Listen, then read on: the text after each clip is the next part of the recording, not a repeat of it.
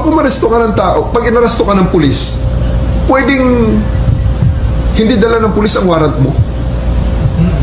Pwede. Sasabihin lang ng pulis kayo, oy, arestado ka, may warrant ka. Nasaan ang warrant? Doon sa estasyon, halika na. That's perfectly legal. Was this warrant presented to PRRD at the time he was arrested? Kasi may katanungan, di ba? At may sinasabi si Attorney Medialdea na hindi daw pinakita sa Pangulo. Pwede bang may sumagot? Si General Torre, mukhang kabisado niya. Siya yung nasa video eh.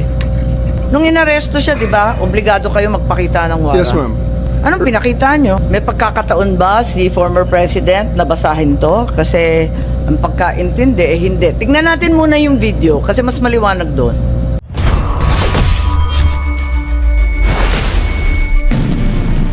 Isang mapagpalang araw na naman po sa ating lahat mga kapatid, mga boss at mga kababayan. Sa araw na ito pag-uusapan natin ang tungkol sa ginawang hearing ni Senador Jaime Marcos patungkol ito sa pag-aresto kay dating Pangulong Rodrigo Roa Duterte.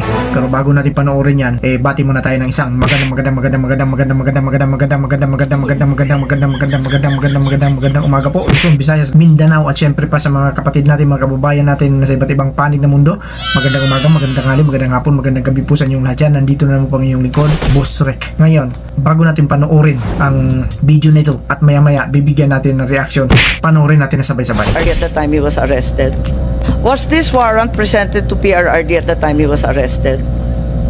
Kasi may katanungan, di ba? At may sinasabi si Attorney Medialdea na hindi daw pinakita sa Pangulo. Pwede bang may sumagot? Si General Torre, mukhang kabisado niya. Siya yung nasa video eh. Again, ma'am? Hindi. Yung warrant nung natanggap ninyo yung warrant, naipakita ba yung ICC warrant sa Pangulo, kay Pangulo Duterte? Pinakita ba ninyo sa kanya? Nung inaresto siya, di ba, obligado kayo magpakita ng warrant. Yes, ma'am.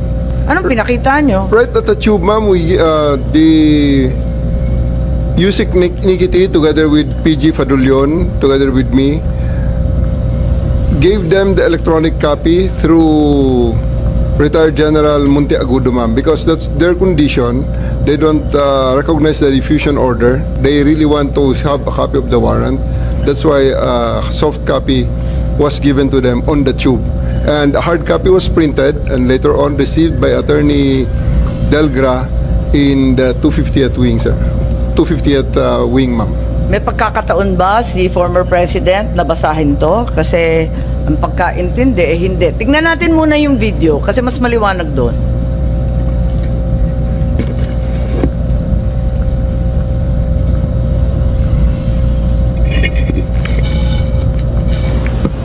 Pag umaresto ka ng tao, pag inaresto ka ng pulis, pwedeng hindi dala ng pulis ang warrant mo.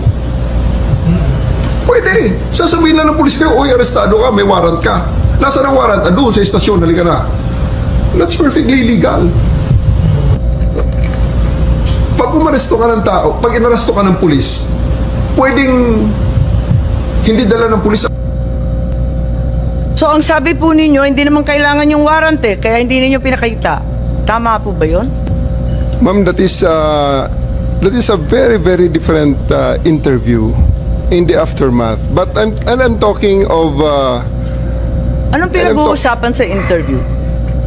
and I'm talking about we have already veered on the general rules on the warrantless on the service of the warrants, because during the time and up to this time there are still a lot of people saying that I'm wrong in there, that you cannot arrest a person with a warrant that you know as a person has a warrant, yet you cannot serve it without the physical warrant. So all the lawyers know here Diba ang that sabi, I'm right there. Kailangan ng warrant as soon as practicable. At hinihingi talaga ni former president. Di ba hinihingi niya? Hinihingi ng abogado niya, asan yung warrant? Tama, di ba? Inihingi Yes, ma'am. nila. Anong pinakita nyo? We gave them the electronic copy of the warrant and it was given to them by Yusek Nikiti together with PG Fadulion. It was received by Yung General warrant, anong klase yung Monteagudo. itsura ng warrant? ICC, Interpol? It's an ICC warrant, ma'am. ICC warrant. Yes, ma'am. That was directed to the Interpol. That was the attachment of the diffusion order. Pero ayon sa ating batas, di ba? Napakaliwanag naman na yung court o judge, kinakailangan Pilipino. Di naman sakop nun yung Interpol, yung ICC. Bakit naging warrant rin sa Pilipinas yun? I will defer the answering to that question to the DOJ, ma'am, because I was with the DOJ during the time, and it was the DOJ. Hindi nandun si used- Prosecutor Fadulion Ikaw naman Yes, ma'am. bumasa ng Miranda rights, hindi man lang yung prosecutor. Tinikoberan mo na yung papel ng DOJ, kaya sumagot ka ngayon. Ma'am, we're talking in the tube.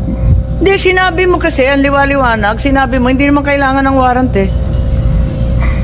It's a different matter, ma'am. Altogether different matter.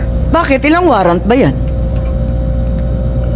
One warrant, but different. That question on the interview is a different situation, ma'am.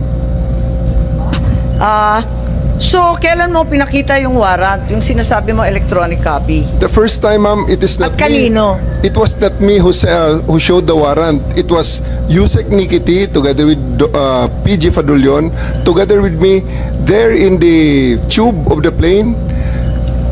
The former president is still there inside the plane. It was given to retired General Monteagudo, who is with the party.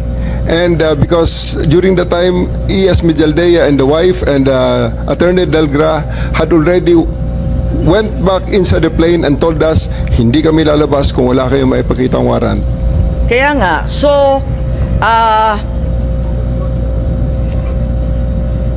when was the accused finally shown the warrant of arrest? Di ba dapat as soon as practicable ang sinasabi? Kailan mo pinakita mismo kay former president? I believe, ma'am, the electronic copy is already acceptable now in the rules of court. Yun na nga, pero pinakita mo ba kay Presidente Duterte? It was not me who they invited inside the plane. It was the PCTC through General Alcantara, whom they invited inside the plane, showing to them and explaining to them the warrant. Ganun ba? Napaliwanag ba ninyo, Executive Director Alcantara? Kasi parang ang bilis-bilis lang naman ninyo dun sa eroplano. Ang nakita naming final warrant, 15 pages po. Ganun lang kabilis na nabasa Tama po yung kaagad? 15 pages po, pero i-present po namin kay President Duterte na nasa Nabasa niya lahat, 15 pages? Ang bilis-bilis lang lumabas eh. Oh, hindi po niya nabasa yun. Hindi niya nabasa. Oo, hindi niya. So, bakit Doon po namin present sa kanya sa... kaya nga, pero ba't hindi niyo pinagbigyan na basahin? Kasi karapatan talaga ng akusado at ng arestado yan, di ba? At that point in time, ang may kopya po ng warrant ay si General Alex Monteagudo. Nagbabapiring po sa telepono niya. Matagal pong mabuo dahil Siyempre, nasa airport. Oo, kaya Tapos nasa loob ng aeroplano. Kaya nga So, po sa madaling sabi, Kaya nga po nag-print kami ng hard copy. So pagdating po sa 250, doon na binigay sa kanila yung warrant. Ito na yung reaksyon sa napanood nating video. Ano sa palagay ninyo? Unang-una, ang nakikita natin dito, tinatanong ni Senator Amy Marcos itong si General Torre, nabubulong kayo, General Torre kung may warrant ba, physical na warrant of arrest na pinakita kay Pangulong Digong. Ang sabi niya, hindi naman daw, wala. Ang sabi niya doon, nakita naman natin sa video, nang sabi niya, soft copy lang ang naipakita niya. Pero later on, naipakita din yung hard copy. Pero ganun pa man, tinatanong ni Senator Amy kung paano ang tamang pag-aresto. At ang sabi niya roon, pinakita sa interview na pwede raw arestuhin ng isang tao kahit walang warrant of arrest. Tapos sasabihin lang ng pulis, inaaresto kita at may warrant ka. Kapag tinanong nasaan yung warrant ko, nandun lang sa estasyon, sumama ka na. Ito yung nakakatuwa rito. Ito na yung bagong Pilipinas na sinasabi nila. Kaya mag-ingat-ingat tayo rito. Baka mamaya, di ba? Pero, nako, mahirap. Paliwanag ni General Torre, mukhang hindi tayo kumbinsido dyan. Yung sinasabi niya, paano na lang yung mga taong, Diba? Kayang-kaya pala nilang arestuhin kung yan ang gusto nila. Na kahit walang warrant of arrest at nandun sa estasyon, wala ka na magagawa pag nandun ka na sa estasyon nila. Ito yung sinasabi natin dito na bagong Pilipinas, bagong Pilipinas na nga ba? So, ibig sabihin, pwede talaga silang mga aresto ng kahit walang warrant of arrest. Eh bakit galit na galit sila kay Tatay Digong noon na may mga adik na natutumba? Samantalang sila ngayon, ang galing na sa bibig nila, eh pwede silang mang-aresto kahit walang warrant. Alin ba yung mas maganda? Ha? O timbangin ninyo. I-comment niyo dyan sa baba kung alin yung mas maganda. Di ba? O dito pa lang, panalo na tayo eh. Sample lang yan. Kayo na ang humusga, mag-comment kayo dyan sa baba kung ano yung masasabi ninyo sa video na ito. With that, maraming salamat at ito na yung bagong Pilipinas na sinasabi nila. Patuloy tayo dito sa ating reaction video at huwag kayong magsasawa, pakipindot nyo yung kulay pula dyan. At syempre, kagaya na sinasabi natin dito, mag-iingat tayong lahat. Pwera lang sa mga taong hindi nag-iingat.